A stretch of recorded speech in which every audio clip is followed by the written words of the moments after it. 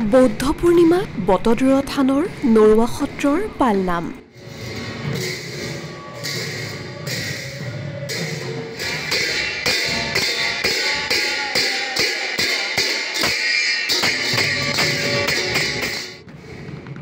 বটদ্ৰৱা থানত উদুলি মুদুলি পৰিৱেশ।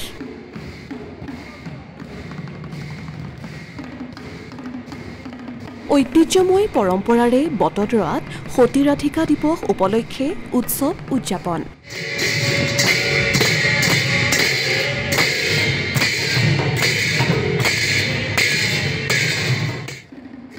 মহাপুৰুষ শ্ৰীমন্ত শংকৰদেৱ জন্মভূমি বটদ্ৰৱাৰ শান্তিজান পাৰত অৱস্থিত সতী ৰাধিকা স্মৃতি ক্ষেত্ৰত সতী ৰাধিকা দিৱস উপলক্ষে আয়োজন কৰা হয় উৎসৱ।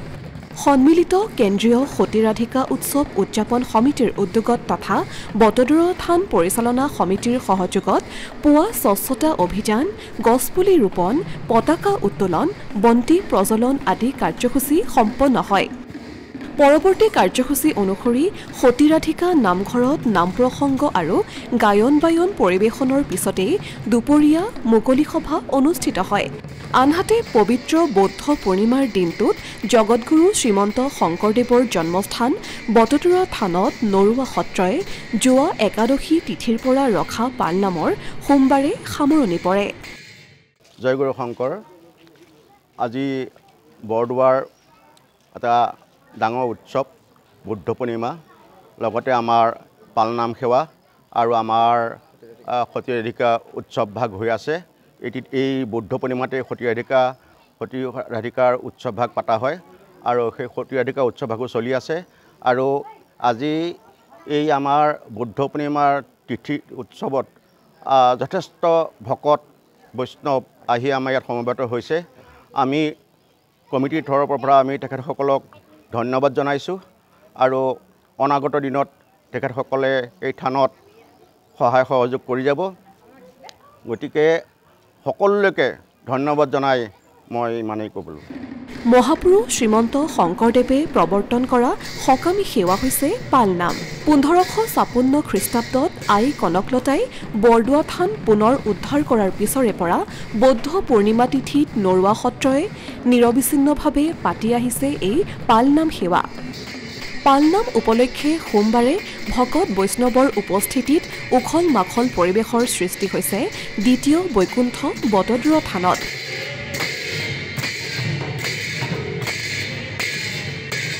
জয়তে আজি পবিত্ৰ বুদ্ধ পূৰ্ণিমা এইটো গোটেই বিশ্বৰ জনাজাত এটা উৎসৱ আৰু তাৰ লগত যে মহাপুৰুষ শংকৰদেৱৰ যিটো নৱবৈষ্ণৱ ধৰ্মৰ অন্যতম চালিকা শক্তি আমাৰ সতী ৰাধিকা, তেওঁৰ মৃত্যুতিথি উপলক্ষে ইয়াতে বৰদোৱাত যে এই টেম্বুৱানী জান বা আলিপুখুৰী তাৰ বান নিৰ্মাণৰ যিটো সম্পৰ্কে যিখিনি আমাৰ আখ্যান বা জনশ্ৰুতি, কেৱল জনশ্ৰুতি নহয়, এইটো ঐতিহাসিক সত্যই। আৰু ইয়াতে যে এনেকুৱা এটা আজিৰ এই পবিত্ৰ দিনটোত প্ৰত্যেক বছৰে বেলেগ বেলেগ মানে অনুষ্ঠান প্ৰতিষ্ঠানে আহি সতী ৰাধিকাৰ দিৱস উপলক্ষে মানে এটা কিছু কাৰ্যসূচী হাতত লয়।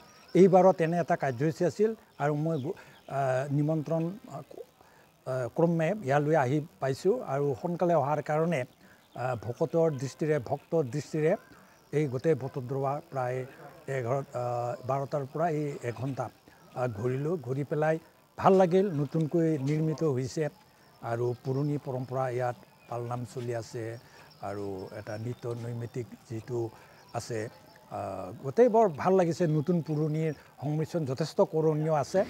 কীৰ্তনঘৰৰ থানৰ নামাচাৰ্য, পাঠক, গায়ন বায়ন, 2 সত্ৰ আৰু অসমৰ ভিন্ন প্ৰান্তৰ ভকত বৈষ্ণৱ ধৰ্মপ্ৰাণ ৰাইজৰ উপস্থিতিত খোল প্ৰসংগ নাম প্ৰসংগৰে মুখৰিত হৈ পৰিছে।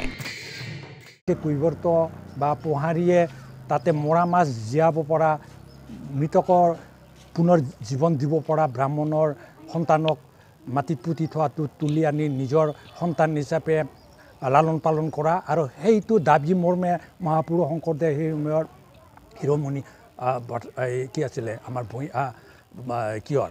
গতিকে তাত যিটো ঘটনাক্ৰমে তাতে জাতি বৰ্ণ ধৰ্ম নিৰ্বিশেষে বৰ্তমান যে আমাৰ বিশেষকৈ উত্তৰ পূৰ্বাঞ্চল যে আমি জাতিভেদ প্ৰথা আমাৰ ইয়াত নাই, উচ্চ নিচ কোনো বৰ্ণ বৈষম্য নাই, সেইটোৰ কাৰণে সতী ৰাধিকাৰ এই আখ্যান বা এই ইনচিডেণ্ট বা ঘটনাটো আচলতে আমাৰ কাৰণে বেছি চৰ্চা হোৱাৰ প্ৰয়োজন।